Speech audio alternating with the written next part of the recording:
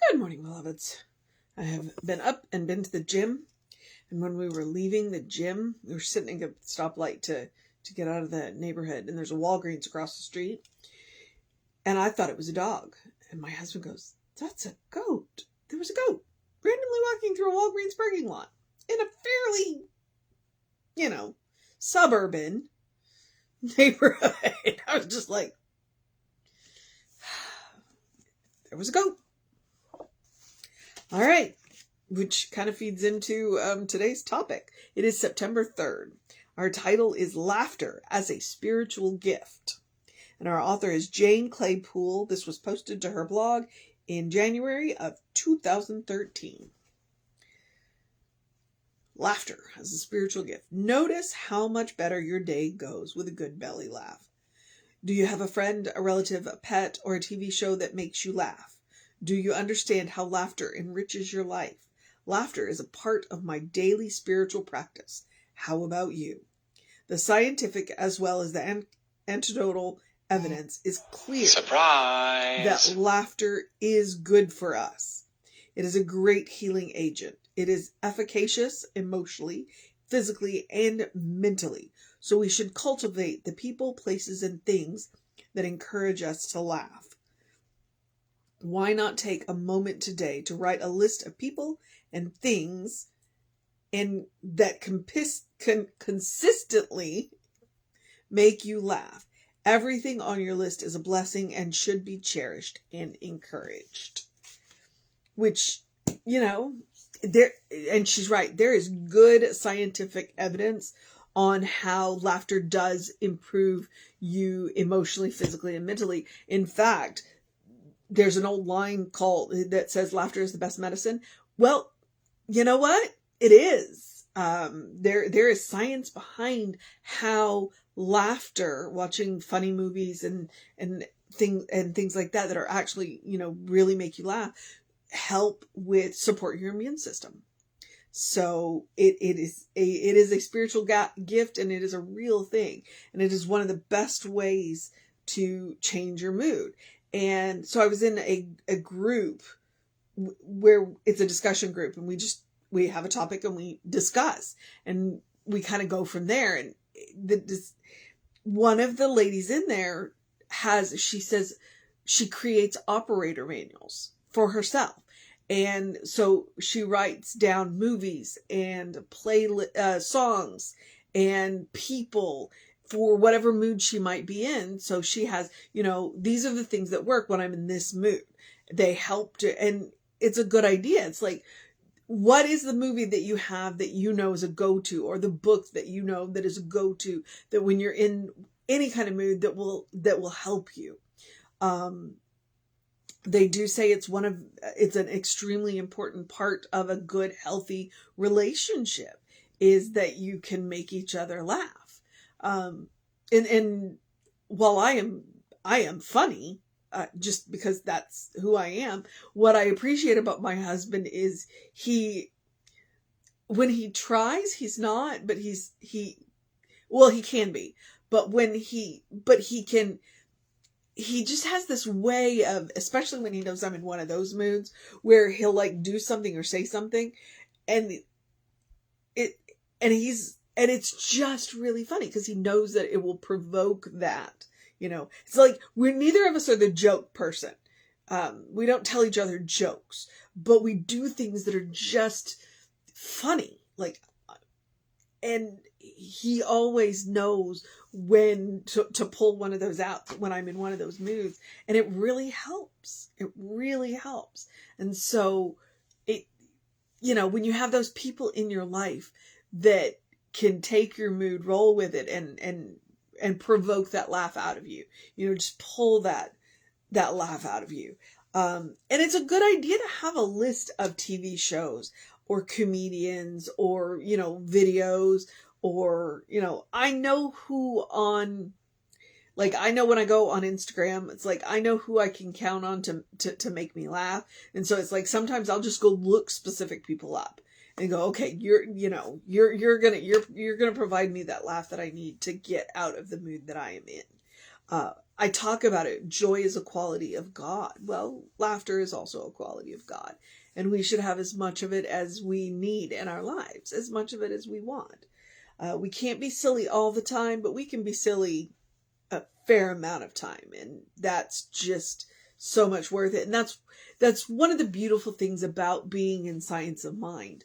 When I went through ministerial school, when they taught us homiletics, the second part, that was one of the things that he said. Dr. Reverend Roger Teal, or Reverend Dr. Roger Teal, you know what I mean. That was my homiletics 2 teacher. And he said, if you're going to talk about heavy topics, you've got to give people room to breathe.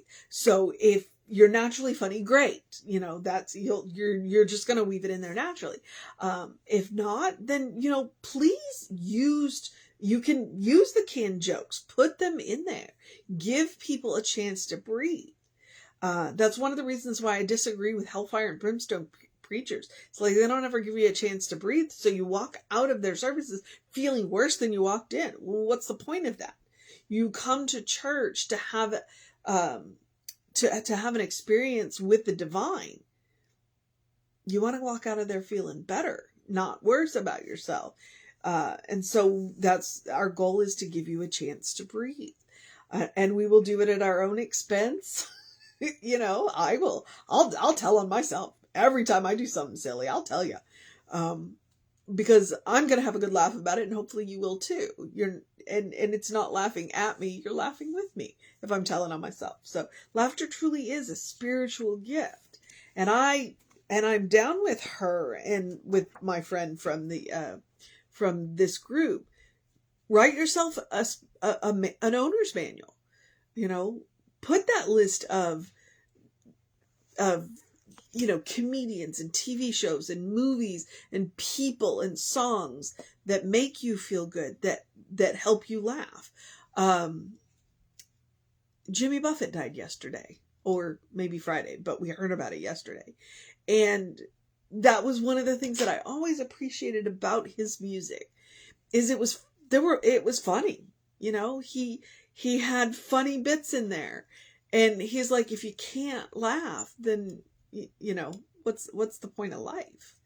So I think he was gone too soon, and he did his time and moved on, and yeah, but he definitely laughed. So it'll be interesting if we have a Jimmy Buffett song today. So our music director's pretty good about that. All right, so I don't have to give you a mission today. She did. All right. The mission today, should we choose to accept it, is to take a moment and write a list of people and things that consistently make us laugh. Everything on our list is a blessing and should be cherished and encouraged. So that is your mission today, should you choose to accept it. Make that list of people and things that bring that laughter to you, and then post it in a place where you can access it when you're having one of those days. We all have them. We have spirit, just because we are up-leveling our spiritual experience, we're still going to have the ups and downs. The goal is that our ups will be higher and our lows will be higher, but we're still going to, and so write that list, keep that list, refer to that list, use that list. All right. And so then the other one is the same mission I give you every day, which is to do something loving for yourself, do something kind for yourself, do something compassionate for yourself. And honestly, laughter, it's one of it's good exercise. It's ab work. A good laugh. Go watch something, loving, kind, and compassionate. Go watch that really great, The Fifth Element is a great movie. That's full of great laughs. And then, those parts where you're going to go, Chris Tucker did such an amazing job in that movie. And he's funny. And it's great. And Bruce Willis is that deadpan funny. And it's just, yes, that's a good movie that I think. But I also like science fiction. So, feel free to throw in the comments what's your favorite loving, kind, compassionate laugh movie is. But the rest of the suggestions, take a deep breath before you speak, take a nap, take a walk, take a break, whatever it is. Say yes to something that pushes you a little out of your comfort zone. Say no to something that's just really draining for you. Whatever it is that is loving, kind, and compassionate, practice on yourself. You are your own best test subject. I'm encouraging you to create a habit. When you practice love, kindness, and compassion on yourself, you are creating a well-worn path to the source of your own being, which is the source of infinite love, infinite kindness, infinite compassion. So when you meet people, including yourself, that need a little extra, you have it. And then there is a cat sitting next to me. Of course I'm going to be distracted. So,